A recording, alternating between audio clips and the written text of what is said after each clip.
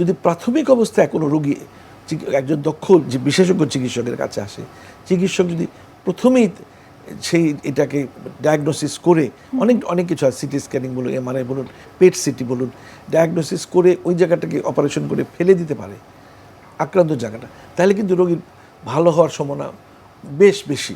ভালো তো হবে না, মানে তার সার্ভাইভ রেটটা অনেক বাড়বে। আচ্ছা, কিন্তু আনফর্চুনেটলি রোগীরা তো রোগীর দোষে, ডাক্তারের দোষে রোগ অনেক মানে এগিয়ে গেছে, আমাদের কাছে আসছে 3rd স্টেজ 4th স্টেজ, তখন আর কিছু করা থাকে না। তখন আমরা বলি প্যালিয়েটিভ ট্রিটমেন্ট, তখন ওই কেমোথেরাপি দেই আমরা রোগীর।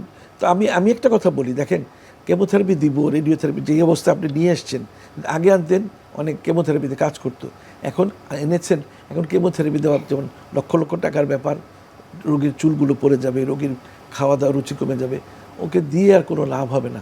তবু তো রোগীর আত্মীয় স্বজন চায় যে একটু চিকিৎসা করি, জমি বিক্রি করে হলে চিকিৎসাটা করতে চায়, আমরা দিই, কিন্তু দেখা যাবে তার সাইড এফেক্ট অনেক বেশি। আমি তখন বলি যে ও যা খেতে চায় খাওয়ান, তার লক্ষণ উপসর্গ দেখে দেখে তার চিকিৎসাগুলি করি। বুকে ব্যথার চিকিৎসা দিই, শ্বাসকষ্টের চিকিৎসা দিই। কিন্তু তারপরও এটা যদিও আমি কথাটা বললাম আনএথিক্যাল, চিকিৎসা তো দিতেই হবে, কিন্তু দিয়ে তো কোনো লাভ হচ্ছে না। সেই সাথে কিন্তু আপনি বলেছেন যে এই ফুসফুসের ক্যান্সার কিন্তু প্রতিরোধযোগ্য, কিন্তু কোন ক্ষেত্রে কোন অবস্থায় যদি ট্রিটমেন্টটা শুরু করা যায় তাহলে সেটিকে নির্মূল করা সম্ভব। আমি প্রতিরোধযোগ্য এই সেন্সে বলেছি, একটি লোক যদি ধূমপান না করে তাহলে তার ক্যান্সার হবে না, সেটা হচ্ছে প্রতিরোধযোগ্য। আর আপনি যেটা জানতে চাচ্ছেন যে প্রতিকারযোগ্য কিনা, প্রতিকারযোগ্য নয়। প্রতিকারযোগ্য ফুসফুসে একবার ক্যান্সার হয়ে গেলে বা শরীরের যে কোনো ক্যান্সার হোক, অনেক সময় যে কোলন ক্যান্সার হয়েছে, কোলনের একটা অংশ কেটে ফেলে দিলাম, অ্যানাস্টোমোসিস করে একটা ব্যাগ লাগিয়ে দিলাম, হয়তো 10 বছর এই ব্যাগ নিয়ে ঘুরছে। কিন্তু ফুসফুসের ক্যান্সার মানে প্রতিকারযোগ্য নয়, প্রতিরোধযোগ্য।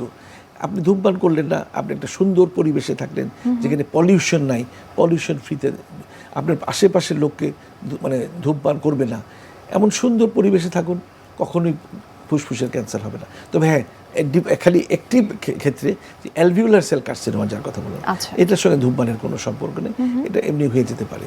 তো আসলে ফুসফুসের ক্যান্সারটা রোগীর, প্রত্যেকটা মানুষের আসলে রোগীর ব্যাপারে খুব সচেতন হতে হবে। আর্লি ডায়াগনোসিস যদি হয় তাহলে প্রতিকারযোগ্য না হলেও অন্তত তাকে তার লাইফ স্প্যানটাকে বাড়িয়ে দেওয়া। অর্থাৎ শারীরিক যে কোনো ধরনের সমস্যা দেখা দেওয়ার সাথে সাথে আসলে চিকিৎসকের পরামর্শ অবশ্যই নিতে হবে, তাহলে যে কোনো ধরনের রোগের যে ঝুঁকিটা সেটা অনেকটাই প্রতিরোধ করা সম্ভব।